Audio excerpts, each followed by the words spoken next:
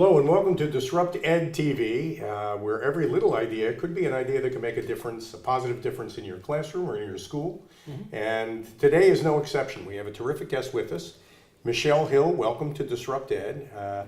Michele has the most important job at Delsea Regional High School. She is a teacher.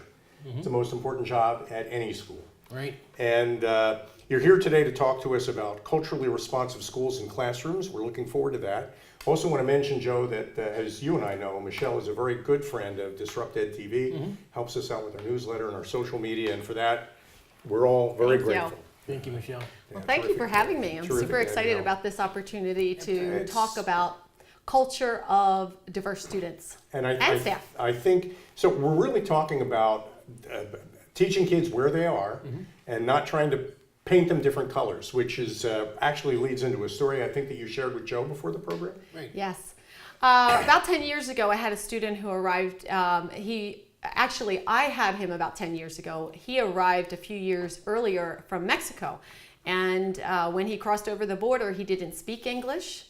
He did not know the American culture. His name is Leo.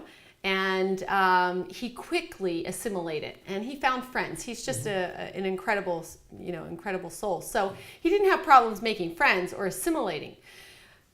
Fast forward a little bit, he went to the high school, and we have Spirit Week. And during Spirit Week, we have a twin triplet day where the kids all dress up the same and they take their picture. And his boys all decided that they wanted to be sumo wrestlers. So once they had their picture taken by the photographer, Leo immediately went up to the photographer and he said, "Hey, can you paint me white?" And I was within earshot and I said, "Leo, what do you want him to do?" And he goes, I want him to make my skin white." And I said, "Why?" And he goes, "Well, I just want to look like them." And a part of me just was so sad, my heart kind of sunk. And I thought to myself, how can you want to shed your own skin to fit into the dominant culture? And I never really had that conversation with Leo, but it stuck with me. And it became my purpose to ensure that students that are diverse, or staff that is diverse, that always found a home with us and that they felt a strong sense of belonging in our school. And so I'm an advocate for that.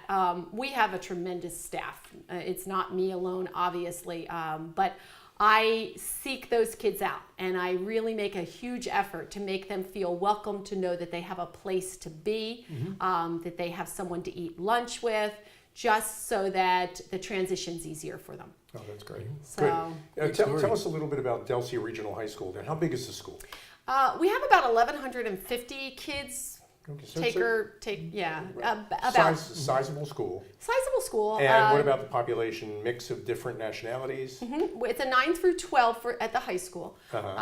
We have the dominant culture, obviously, is a white population of students, but we do have about 15% African American and a growing Latino population. We have about 5% Latino and then a small percentage of other. So it's a little bit of a microcosm of things that are happening in the United States, except for the Latino population, smaller, but as I said, it's growing. We just really have a wonderful, wonderful district. It's an amazing district. Kids just enjoy one another's company, and we don't really have bullying, but there's a difference between tolerating and accepting and then celebrating our kids. And that's kind of been a little bit of my focus of how can, not just we in our school district, because I think we do a wonderful job, but I think other districts, how can you move from just that model of accepting to celebrating the diversity that you have in your schools? And by the way, this is not just a school-related issue. So we talk about corporations or any organization. We are really rapidly changing in this country. Our demographics are changing. There's no doubt about that. So how do we do that in any organization to where we accept people and celebrate them and allow them to feel a strong sense of belonging to the organization? That's what we're going to talk about with you, and that's why you're such a great guest to have. What you're really talking about is kind of climbing a ladder.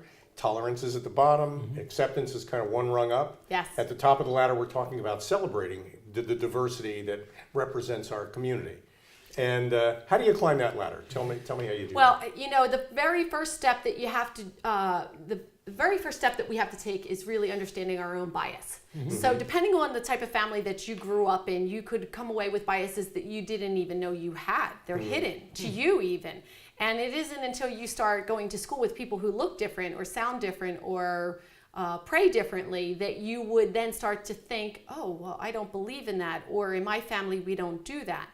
So one of the great things that I love is activities that really lead into really discovering what our own biases are. And then once we have discovered those, how do we then change that conversation in our own brains? How do we rewrite that script? And so there's a lot of ways that you can do that. Professional development obviously is so important for staff because they can't, I think Dr. Phil says, you can't change it until you own it. And so until they own what their biases are, they really can't change them because they may not even be aware that they have them. So that's an important part. There's a lot of information out there. You could hire people to come in and do these different activities with you to, help people discover them. Or there's a lot of activities that exist online. At the end of the segment, when I give you my email address, if you're interested, I have a great site that has a lot of activities for that. Well, that's great. I mean, at the end of the program, you'll have to share all that with everybody because you'll be able to tell them where to go to get more information. Also be able to tell them how to reach you if they have any questions. Right. And what do you teach at Delsey Regional? So I have a really different type of day than most teachers because at the high school level, I teach world language, I teach Spanish, but my first certification was in special education. So I teach special ed Spanish with students who are classified. I teach advanced levels of Spanish, Spanish 1 honors, and this year, something new for me, a new challenge, Spanish 4 AP. And then I also teach a specialized program called SWAG. And it's kind of a unique program for at least in our district. It's a skills class, but it's also about teaching the whole child. So students are identified at risk. And when they come to me, they're often failing a good portion of their classes, maybe 5 out of 8 of their classes, 6 out of 8 of their classes. And I have 2 paraprofessionals who are incredible that work with me. And our job is to get these students up to par academically, but that's just a piece of it. So the social and emotional well-being of the students is really paramount as well. That's key. And every one of these students is different from all the other students. Right. And that means that we had that conversation about equity and social justice. Each student needs to be taught where they are before they can be brought to a new place that they might see as a better place. Right. So these students, what's kind of unique is that they could be from 9th through 12th grade. So right there you have a big variety of ages. And then the subject areas that they're taking. So in any given setting, when they're in class, I could have maybe 36 different topics that we might be encountering, with those students.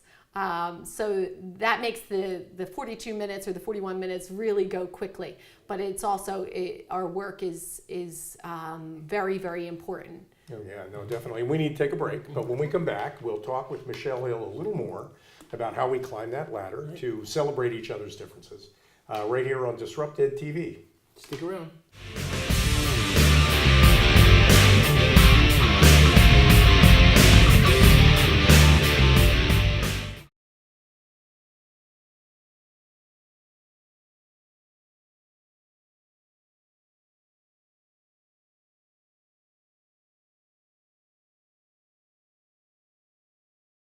I went to college right after high school, but it didn't work out. After a few years in the workforce and the birth of my son, I decided to give college another try. At Brookdale, something clicked. I met amazing professors and found a major I was passionate about. I made the dean's list, landed a great internship, and now I'm pursuing my bachelor's degree. Thanks to Brookdale, I have what it takes to see my dreams through. I'm Tara Boyce, and I came to Brookdale to give college another try. I never imagined I would find my passion.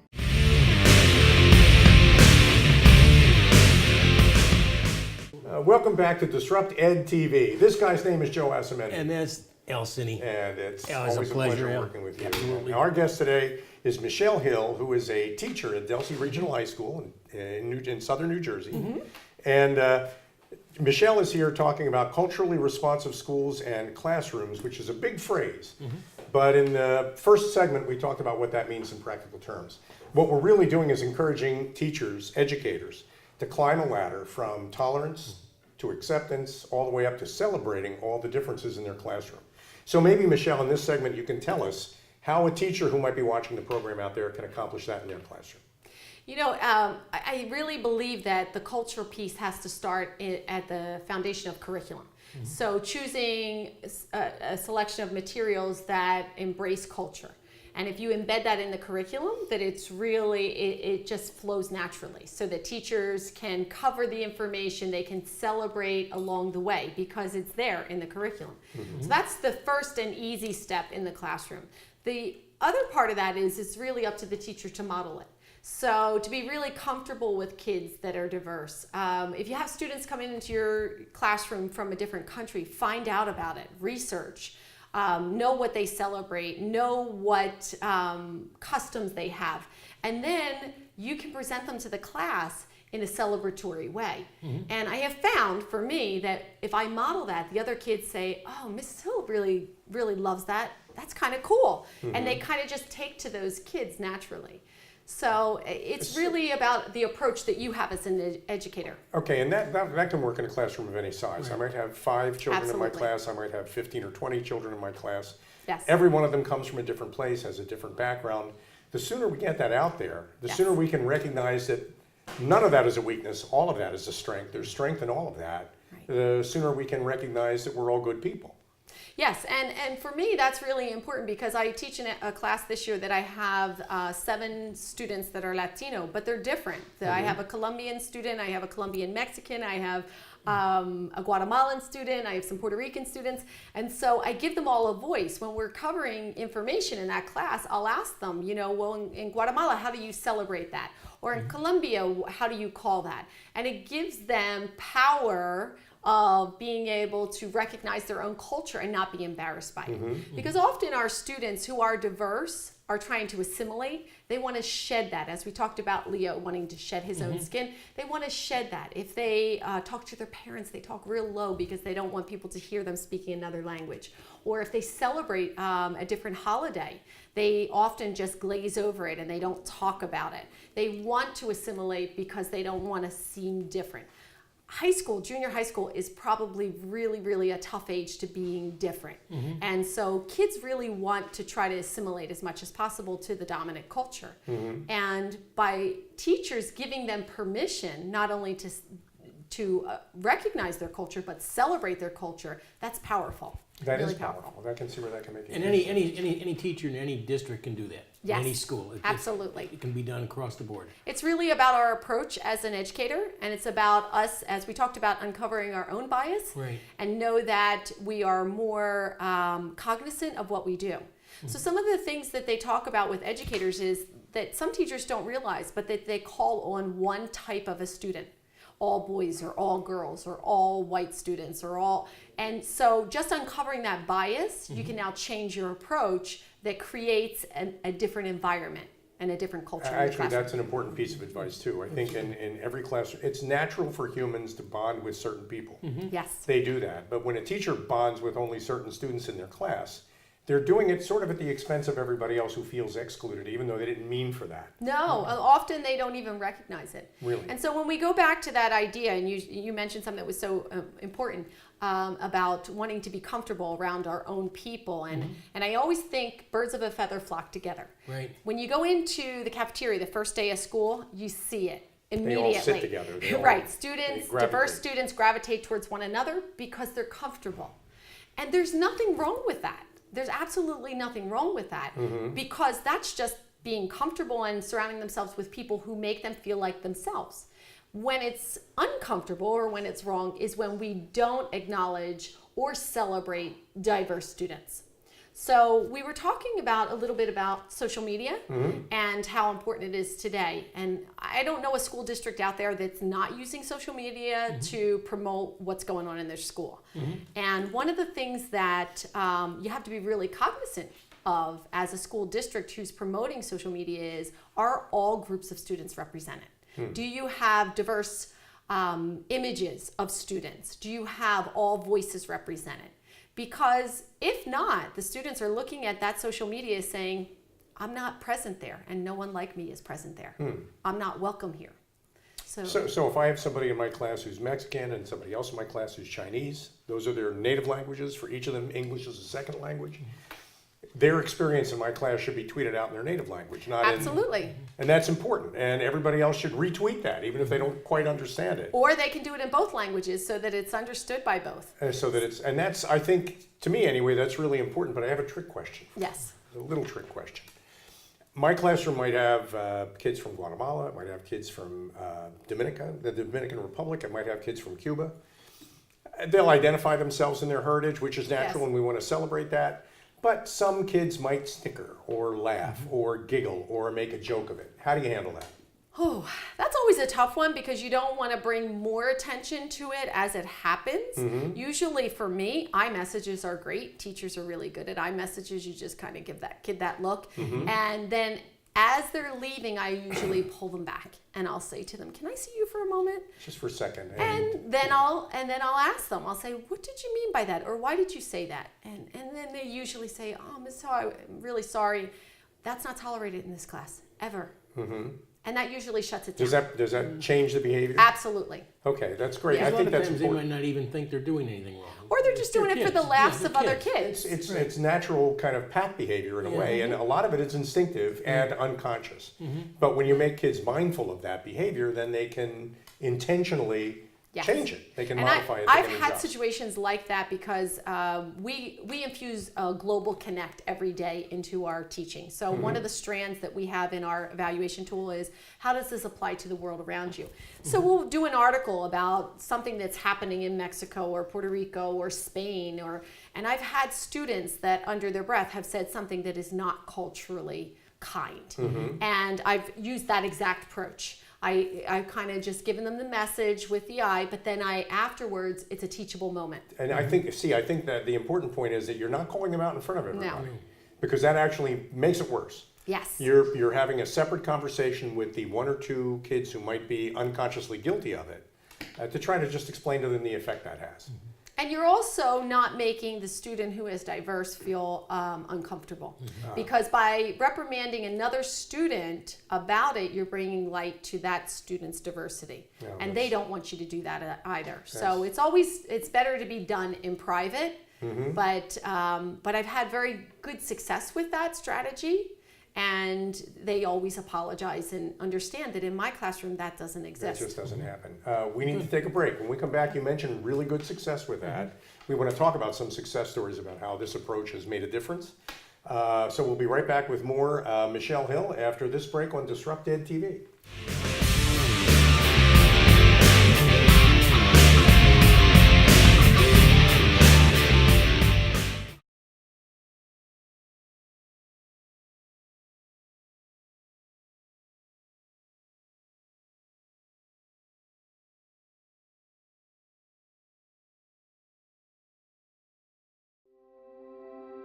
They come to Brookdale with a passion for healthcare, cybersecurity, fashion merchandising. They graduate and transfer to universities like Georgetown, NJIT, and the Fashion Institute of Technology.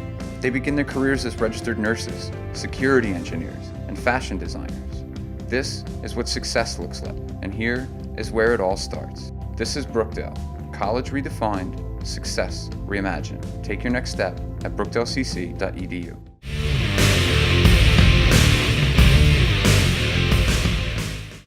Welcome back to DisruptED TV. My name is Alcini. I'm Joe Osamendi. And this is Michele Hill, who is a teacher at Delsea Regional High School.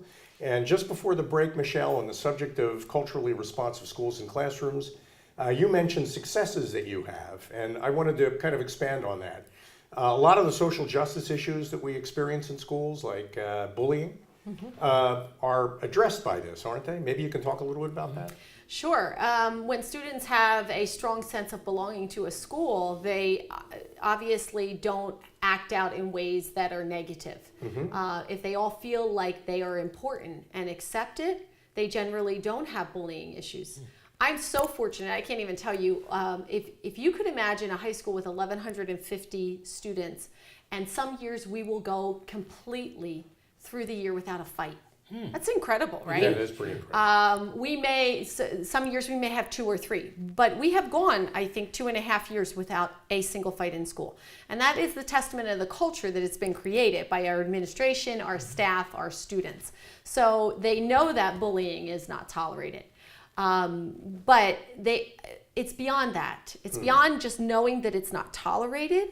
It's also not part of the culture that we have because we've created a family. And so that's really important in a classroom. It's really important in a school where you create that foundation that we're family first and that family respects one another and treats each other with dignity and respect.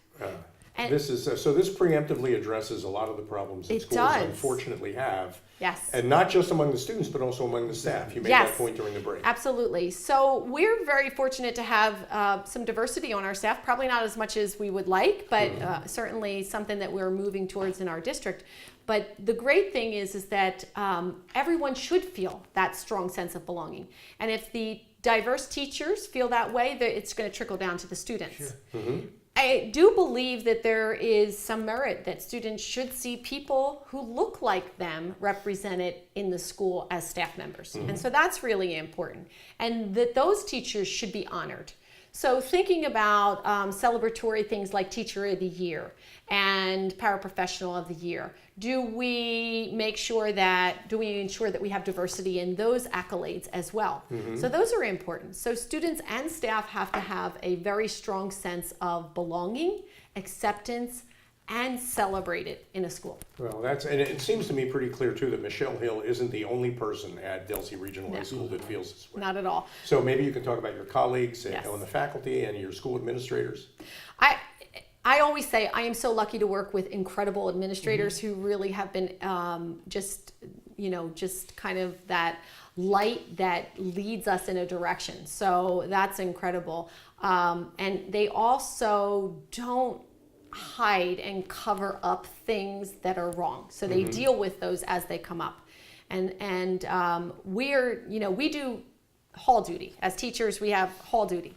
It's one of the things that keeps eyes and ears open in the halls so that when kids are walking down the hall, if we hear anything that is inappropriate, if we see anything that is inappropriate, we address it immediately, or we forward that to our administration, who is just incredible with dealing with our students and having those teachable moments of why that's not the way that we behave. And I always say to the kids, this is Delsea, that's not how we do things. And they'll kind of like hang their head in shame a little bit, like, you're right. So it's so important for our students to feel that we're all on the same page with that. Did it take a long time to develop that sense of family with your faculty? I've been affiliated with the school for a really long time, and I immediately felt that. It's a rural area, but How long a time, not to interrupt you, but how long have you been at Delsea? I started in 1986, and I stopped to have my children, so I stayed at home for a while. This is my 16th year back. Okay, great. So I've been there a long time, and it always did feel like a family because many of the people who are employed there have grown up in the area. So that has It's always... a neighborhood school. It's a and neighborhood that's school, why- and I think this year we did something where how many staff members graduated were alumni, and 32 of our staff members are alumni from the school. So it has just become that family feel. Oh, that's good. And when a new teacher starts at Delsea Regional High School, what's the onboarding process like? Yeah, that's a really important part, right? Because I just wrote an article that talked about that, the newbies. Like, how do you assimilate not just your students, but staff into this culture that we have? Some of them are coming from other areas where things were done very differently.